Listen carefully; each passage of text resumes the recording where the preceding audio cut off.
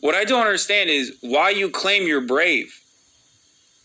I say I hate America all the time, okay? A lot of motherfuckers want to kill me over that take. But at least I say it with my fucking chest. People will be like, Hasan, you hate America. I'm like, yeah, I do. I do hate America. People will be like, Hasan, you hate cops. I say, yeah, I do. Why? I'm not a pussy. Andrew Tate, on the other hand, is like, oh, I'm not a misogynist. But bowl water, sparkling water, where's my Bugatti? Women are bitches. But also, I'm not a misogynist. Women are wrong, and they're bad, and they're emotional. But I'm not a misogynist. Don't be a pussy. Just say it. I say I hate America. I say I hate the fucking police. I think they're bullshit, okay? You can't say you're a fucking misogynist because you're a fucking pussy. Shut the fuck up! You know, but what does that have to do with trans people? The Daily Wire and its consequences have been a disaster for the human race. Hey, what's up, people? It's Noah from a different place here to take a quick break in the video to thank today's sponsor, which is HelloFresh. One of my goals for this upcoming year was to eat better, healthier food and pay less for it, and HelloFresh is a great way to do just that. There are over 35 tasty recipes to choose from each week, which is awesome, especially with their Carb Smart and Calorie Rich, made it easy to take that step. I am actually pretty happy with this experience, and I'm excited to try more recipes. So they got this guy by the name of Noah Samson. And I run into him because I ran into Hasan. I don't like Hasan and I don't like Noah. In all honesty, both of them look like the same type of person. And in all honesty, they both are. You get what I'm saying? The same mustache, same long-ass gay hair. You get what I'm saying? The kind of hair that trans women like to use when they moonlight from man to trans woman at night type shit. You get what I'm saying? You got this video right here where he going off on where he's talking about some woman, black woman, but he has to be respectful. You get what I'm saying? He has to be respectful because he understands that he's a white guy.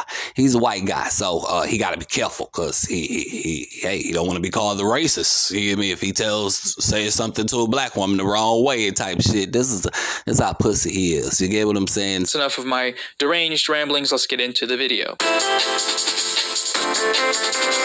I've left Patience's video linked in the description. I would encourage you to go watch it before you watch this so you can be sure I'm not misrepresenting her arguments. If you're short on time, though, I'll try my best to include all the relevant clips. So in this video, Patience raises a number of points in support of her main thesis, that the backlash over Halle Bailey's casting as Ariel in the live-action Little Mermaid is, for the most part, justified. It's not motivated by racism, but by a number of valid reasons, which she goes on to outline. This side of the debate is a lot more complicated than I think people wish it was. People seem to really like to oversimplify it by simply saying, those who disagree with this are racist. And as I said before, I think this explanation is beyond lazy. People who dislike this race swap are not disliking it because they're racist. They're disliking it for a number of other reasons. And those are the reasons I'm going to discuss now. Her conclusion, which is framed as a compromise of sorts, is that we need more standalone non-white stories instead of recasting white roles with non-white actors. So had they simply just created a new black princess and given her her own original story, people would have been very supportive of it. But they chose not to do that. They just keep choosing to recycle already pre-existing characters just so they can do their performative pandering. And I think it's time for us to stop celebrating that. So long ass video of him basically trying to explain to her that it's good that Ariel is a black mermaid. You get what I'm saying? Before we address this conclusion and some of these reasons, I want to talk for a moment about bias. Throughout this video, Patience describes how this controversy over race swapping is not getting the nuance it deserves. She laments the way that the mainstream discourse surrounding it is driven by those who are labeling everyone that disagrees as racist. I do think that within the mainstream, the discussion is lacking a lot of nuance. It seems like the summary of the takes that I've seen so far is very much race swapping good. If you disagree, bad, you bigot. And I have a lot of issues with this for a number of reasons. At one point, she says that it's wrong how they're forcing redheads to celebrate their own erasure in the name of inclusivity. If you were a woman with red hair, Ariel is the one Disney princess that looked like you as a kid. And now you have to sacrifice her. Otherwise, if you don't celebrate the fact that you've lost her, then you are now deemed as a racist. So they're essentially having to celebrate their own erasure in order to come across as open-minded and inclusive and progressive. And it's messed up. One question that I think is important we ask here, though, is this what's really going on?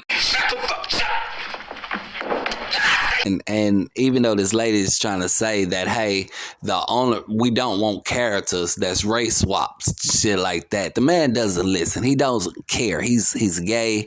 You get what I'm saying? He's a simp. Sorry. So a couple of weeks ago, I made a video on these guys called Fresh and Fit. They're like a podcast for men only. And when you make videos on people, you usually watch a lot of their stuff. So my YouTube algorithm got all manosphered up, and now it's full of these different type of guys that I gotta show you now. So I don't want this to be what the channel is forever, but I keep finding these guys and they're just fun. They're fun. It's fun times to look at. Pickup artist guys, dating advice guys, MGTOW guys, MRAs, bordering on incel stuff. And the more I watch, because I'm fascinated by it, the more it shows up. So I'm stuck in a purgatory of strange guys, and the only way to purge them from my life is to show them to you, and then I stop watching them because I've already looked at them all. The last few videos have been pretty kind of heavy, so I thought we could do a fun, chill video where I just kind of spoof on a guy that I found. Taylor the Fiend, that's his name. He's an animated vampire cartoon misogynist guy. That's how I would describe him. He's like a goth incel elf that's emo or something. I don't know. You'll get girls who will join law school. You'll get girls who will,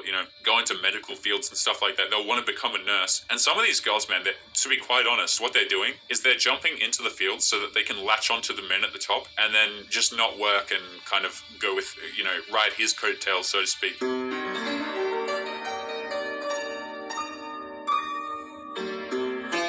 For some reason, it doesn't show how many subscribers he has, and I don't know why that is. But if we go to his channel, we can see he has 50 million views, and he's only been uploading for like 1 year. So what kind of content does this guy make? Well, why don't we look, okay? I got a divorce. 30-plus-year-old woman divorces her husband only to find out the grass isn't greener. Insane woman gets annihilated by Chad, refuses to take accountability. Woman goes into a rage on TikTok after being rejected by men. 30-plus-year-old woman regrets waiting so long to find a man. You'll notice a pretty consistent theme with these thumbnails. It's just pictures of women and then cartoon reaction guy. And basically the whole thing is like this for eternity. It's just pictures of women, they did something bad, we're roasting them. SMH my head. Look at all these woms. He uploads like 5 times a day. I don't know where his supply of videos is coming from, but this nigga here.